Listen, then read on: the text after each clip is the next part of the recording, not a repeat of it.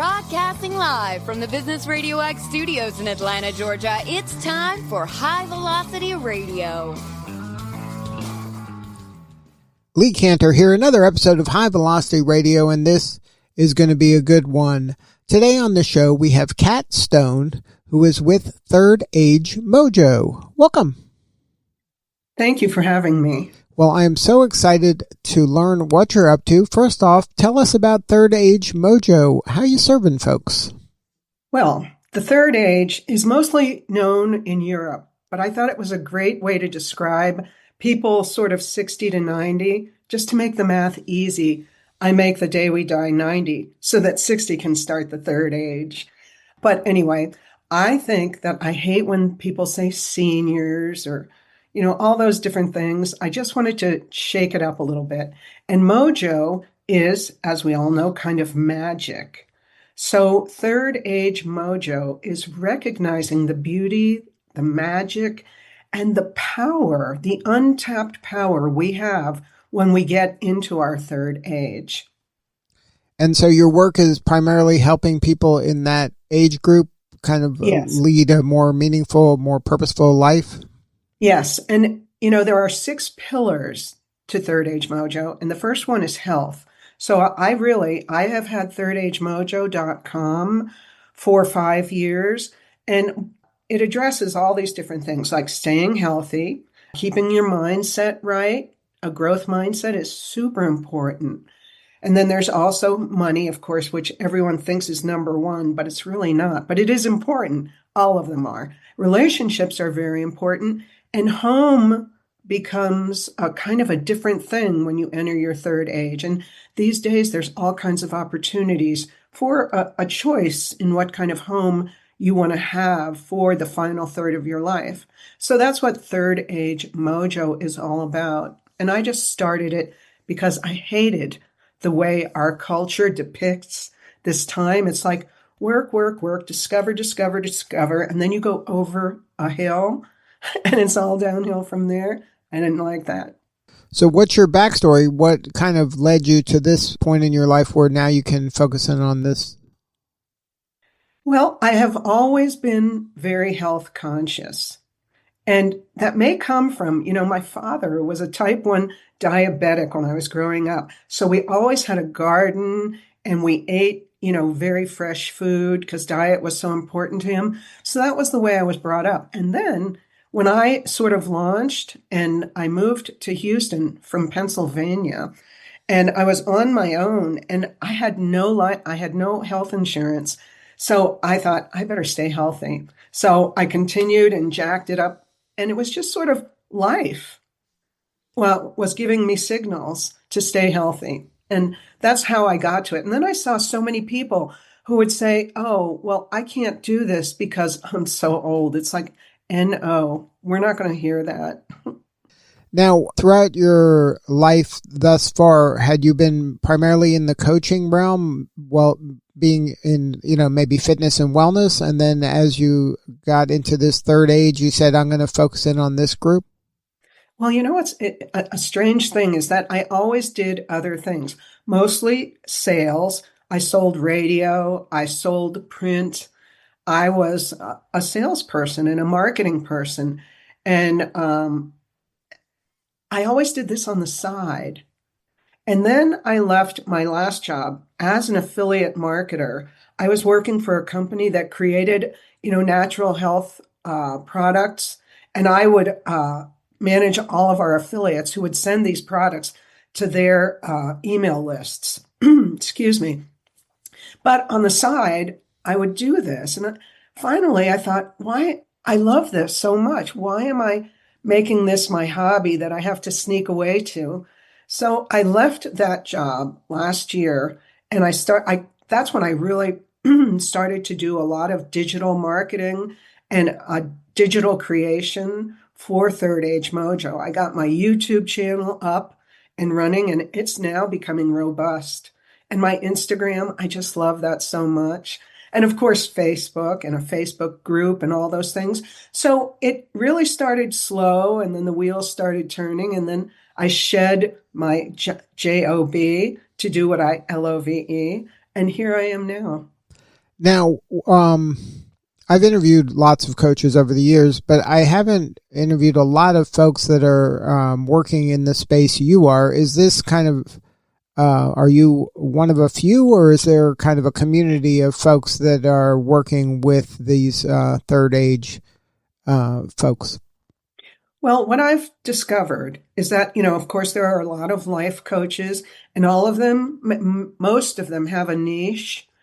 Um, and then there are transition coaches as well that help people through transitions. But what I really discovered in my Third Age Mojo journey was that a lot of people had trouble disconnecting from their identity, from their profession or their career.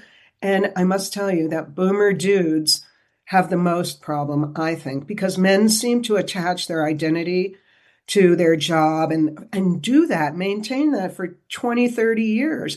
And then this kind of leads me to a story I think is kind of funny, is that, like 90% of the people who escape from prison get caught. It's because all they do is think about the escape and they don't plan for what they're going to do after. So they find themselves just wallowing in what am I supposed to do? I can't play golf every day and we can't travel all the time. And they lose some of their purpose. So what I found, when I discovered this more and more and more, it was like knocking on my brain and I wasn't noticing. But then I did notice, and I went back to school and got certified as a retirement coach specifically. So I know other people are doing it, but I don't know anyone else who's doing it. Now, are folks kind of responding to that? Does it even occur to them that they might need a coach in this stage of their life? Well, women take to coaching. We're more open to coaching than men. Men are supposed to do it on their own. So usually, there's kind of three things that I've put this into three categories. The people who are planning, and they're mostly planning financially, but some of them are widening out, are spreading out into the other things that they're going to have to address. And then other people have it right directly in front of them, and they're like, this feels a little weird. I feel unsure of myself. And then there are the people who have jumped into it and, they've gone through what some people call the honeymoon period. And, they did the golf, they did the travel. They were like, hey, I could just read the paper until 10 o'clock in the morning. And then they go, wait a second, something's missing. I don't know who I am. I don't know what I'm supposed to do. I don't feel the meaning in my life. And those are the ones that they're kind of in trouble. So they're more willing. They're feeling the pain. So they're more willing. They're willing to, have those kind of initial conversations to explore what else is out there. And then maybe they do need kind of a Sherpa through this stage of their life. Absolutely. They just want someone, I believe, this is how I see it. They have some ideas that are kind of sleeping in there, but they don't know how to pull them out. They don't know how to put them in place, and they don't feel that they can set goals, set realizable goals that they are going to achieve. They sort of have to have a coach, like in sports. I know you can do this. I have to be back there as a cheerleader, and then I have to set those goals. And then we'll have meetings and say, so how is everything going with this step? And when they get people just working them through it one step at a time, and they start to see it become real, it's a very beautiful thing. And, people just want to do all sorts of different things. And I'm just there to help them discover what that is and help them to do it. Now, you mentioned in your program there's 6 pillars. Do you typically focus in on the health aspect first and then build off of that? Because without that, it seems like it's difficult if you're struggling there, you probably are going to struggle elsewhere. Absolutely. Absolutely. You can't enjoy any of those other things. And, the more I talk to people, though, mindset will hold people back. Like if you don't have a growth mindset. And I wrote a little story on my Substack about letting go to grow. You need to be able to let go of all these things you were clutching for all these years as your beliefs, which may not have even been your beliefs. It was stories that were fed to you. But you've got to let go and open your mind, free your brain, and the rest will follow or something like that. But a lot of people have to be coached into opening their brain. And a lot of people hold on to those old beliefs, probably out of fear. And then when they first start talking to you, what is the typical entry point? Is it something around health, or is it something they read a piece of your content and they just are curious? Well, nobody will really come across right away with health, but you'll find out later that, high blood pressure, type 2 diabetes, and all those different things that happen. Mostly people are just kind of a little sad, and I'll reach out to them and say, I don't know if I can help you, but I've got sort of a process that has, helped me personally and helped other people to like discover what's really inside there and what you would like to do about it. And the one thing about who I am as a coach is I'm 70 years old. I'm living this with these people.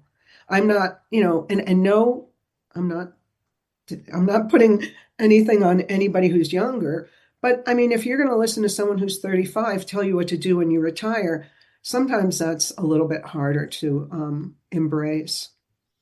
So when you're talking to them initially, what does that kind of first conversation look like? Like what is the first thing they're saying to you to kind of initiate the conversation? Well, like you mentioned being sad. Like, is it around like, I don't get it. I retired, I did everything I was supposed to do. And then now I'm feeling like, I'm bored of fishing every day or golf every day or whatever I thought I'd be doing every day. Yes, there are a lot of things like that. But what I'll do is before I even talk to them, I'll send them some questions like, how are you feeling about your current retirement situation? And then like, what did you expect of it? And what are the things that have been important to you your whole life? And are you in touch with those things now? How are your relationships?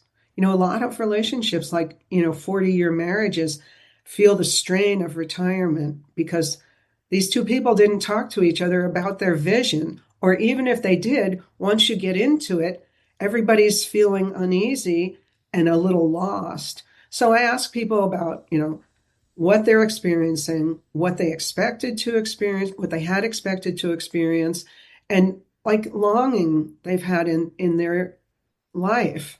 Like, because now is the time. Now is the time. I mean, we're in the final third of our life. Let's not put this off any longer. And so I talk to people. I wrote this article for my Substack about, visualizing. I personally meditate every day, and I can't do anything that I can't see myself doing in my mind's eye. So I encourage people to think about it. Like, just sit and maybe don't think at all. And I really, more and more, since I am finding it so helpful for myself, I talk to people about visualization and meditation. This is the time of our life where we can kind of just take everything that we've brought with us and sit with it and see where it goes. And is there something that you've learned from working in this space for as long as you have that kind of triggers that aha moment? Is there something that you say or you ask your client to do that all of a sudden the light bulb goes off and say, okay, I get it now. I understand that I am in more control of my situation and I can move forward with purpose? Yes. You know what? And people say this to me in all kinds of different ways. Like, women say to me, Oh, or I see it on my Facebook groups that I am part of. It's like, oh, I can't sit down with my grandson and I can't stand up again. What should I do? And I say to them, you need to do squats. And when people say, oh, I don't know what to do now. And I have to say to them, this is a time to take your own personal responsibility. This is your biggest challenge, and it's your biggest blessing, and it's your biggest opportunity to live the life that you see and feel inside you. So a lot of this is not like hardcore, maybe occasional hardcore after a few calls when people aren't even reaching out to the goals they've set. It's like, well, what's keeping you? What do you think is keeping you from doing this? You have to make it your responsibility. It's your responsibility to stay healthy. It's your responsibility to do all the rest of the pillars. And Because then, nobody's going to do it. You're your own parent. right, but you're kind of giving them kind of permission to try. I guess fear is holding a lot of them back, that they're even at this stage when there's the road is getting shorter, that they still are afraid that it may not work out, or they'll be embarrassed, or whatever their issue is. They're afraid to try to live into that kind of purpose that's in the back of their head.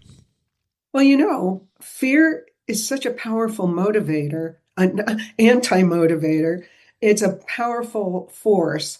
And so people will shrink into all kinds of things. There's fight or flight and all different things. And that's why I think meditation is good, because it takes you into that relax and digest mode instead of fight or flee or all of those other things.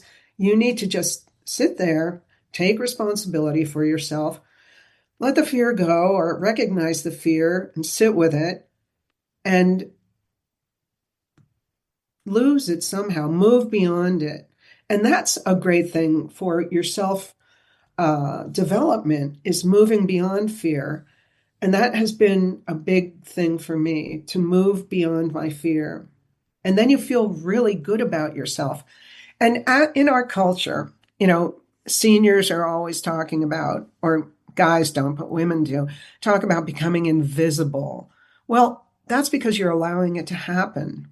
If you shine your own light and let your own energy come into a room where you're helping people, which is one of the things you can do now when you're retired, there are all kinds of different opportunities to join together with people, to do good things, and to grow out of that.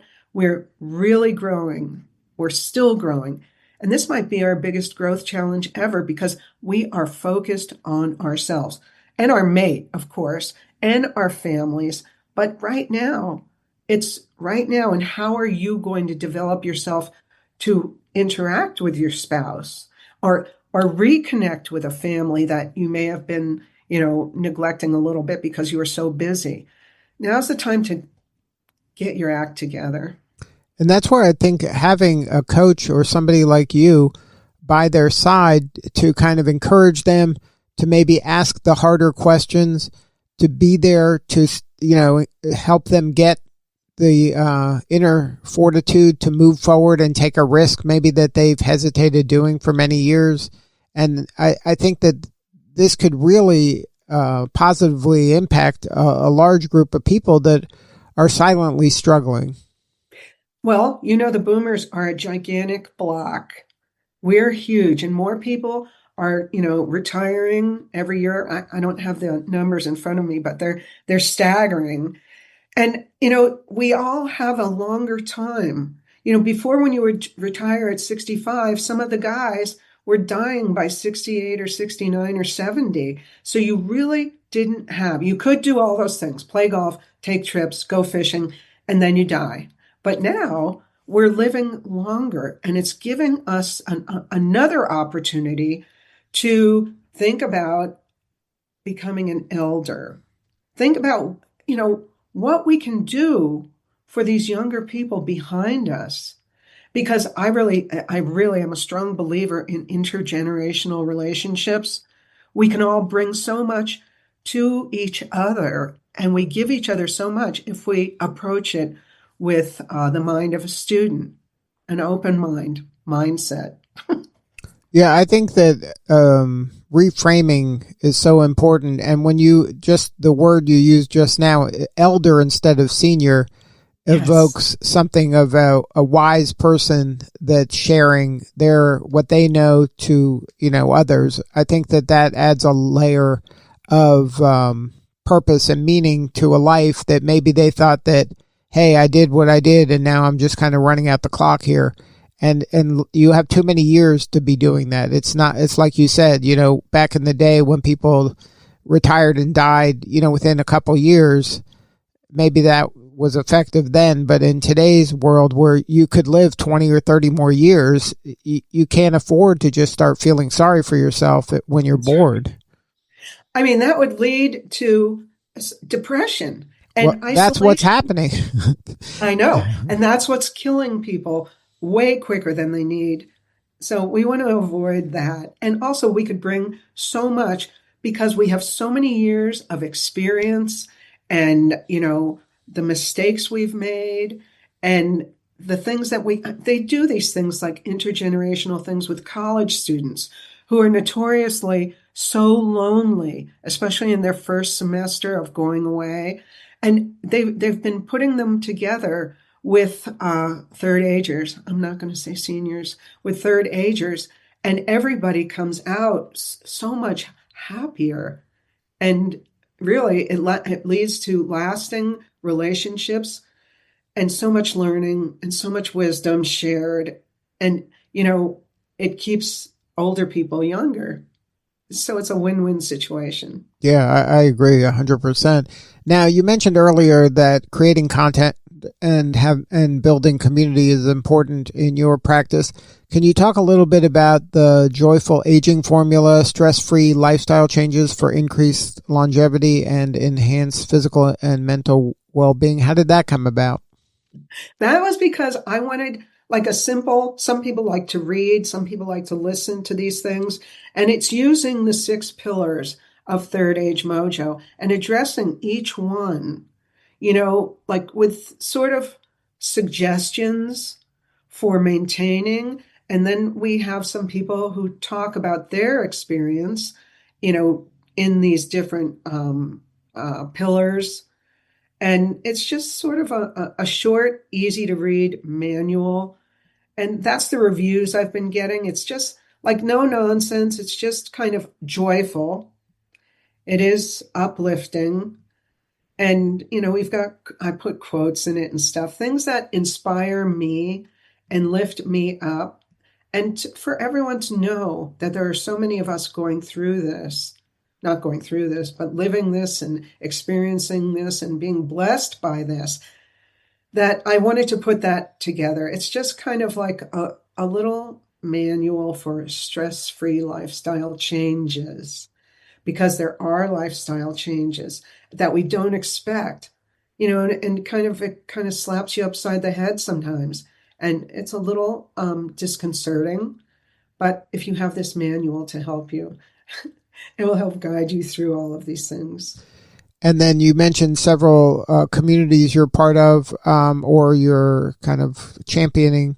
Is that what the North of Now is? Can you talk about that? North of Now is the coaching, is my coaching business for coaching people into retirement, which I realized is a very serious step for people and will set the stage for the rest of it. Because the North of Now is giving is intended to share courage with people, share my enthusiasm. And that's really all I do share, because they have to figure out the rest, but I'm very enthusiastic about this. So North of Now is coaching. Is that one-on-one? Is it group? Is there a community built into it? Well, right now it's one-on-one, but I have a lot of plans for different ways to go. Maybe, you know, one-on-one, I could approach my one-on-one clients to see if they would like to get together in a group setting just for a couple of, get-togethers to just see other people and share experiences. It's really incentivizing to get together with people who are doing the same thing that you are doing and facing the same challenges bravely and courageously. So it's a real energizer to get together with people who are doing the same thing as you. So that's something I think is good. And another thing I've been thinking of is, corporations, they have set ways of easing people into their jobs with training and different things. And it takes weeks and sometimes months. But I don't know of any companies right now who are doing that to kind of age people out. Although Merrill Lynch is doing that with my brother is a Merrill Lynch counselor, and they're aging him out. Like right now, he's at retirement age, and he went from 40 hours to 20 hours. So he's still meeting with his clients, but he has someone who's coming up behind him. So that is a good thing. So some companies are doing it, but for others, I would love to maybe do some workshops about what you might be facing and the things that you can do to make the transition smoother and happier. And is there a story you can share? Don't name the name of the individual, but maybe somebody you work with that you help them through a challenge that maybe they were kind of floundering a little and they started working with you and they found a new purpose? Right. There's one guy who in particular probably really kind of gave me the final push to like, hey, there's something I can do here. He was talking about retiring, but he was doing so much with his position and they were giving him so much latitude that he could travel to his place in Mexico. He could be here in Denver. And he was he had an international team, mostly from India. So they were doing conference calling and things like that. And he kept saying, I don't think I bring anything to this. But other people thought he was. So he was trying to slip out. And his boss, actually, who's just slightly younger than him, was saying, are you sure you want to do this? Because he was really still providing a lot of value. But I mean, he was into his 70s.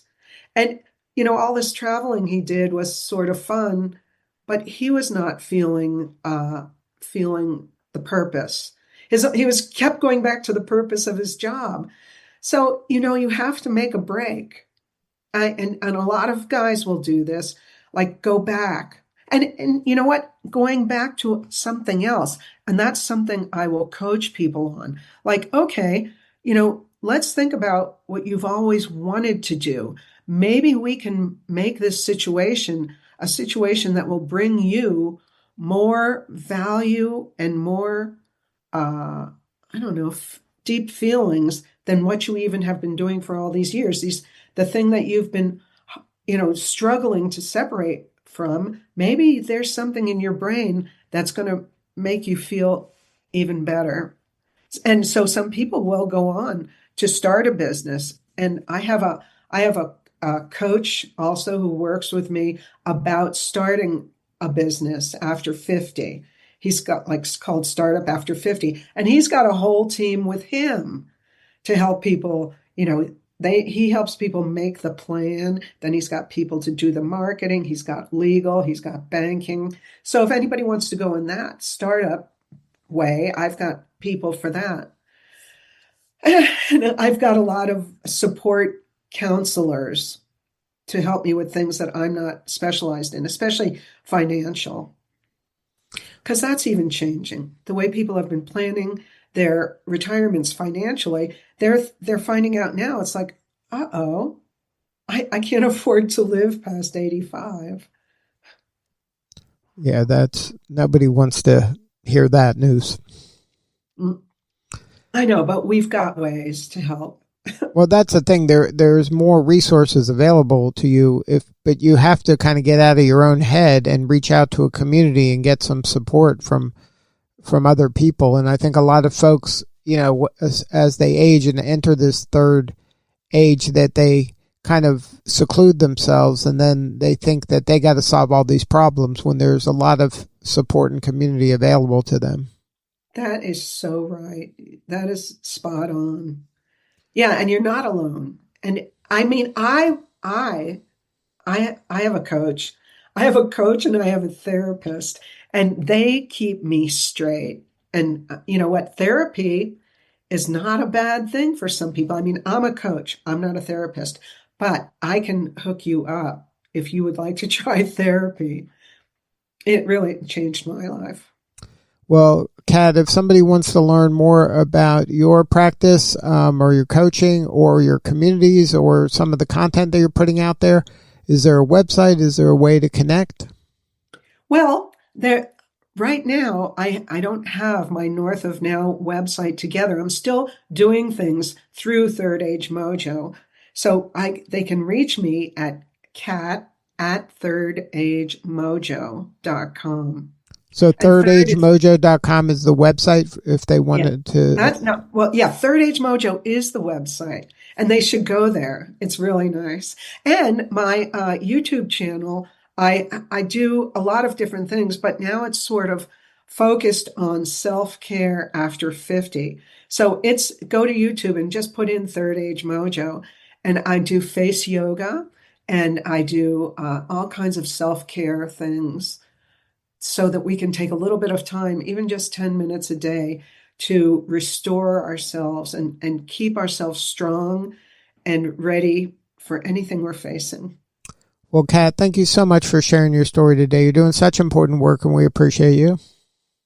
Well, I appreciate you letting me share my story, Lee. Thank you so much. All right, this is Lee Cantor. We'll see you all next time on High Velocity Radio.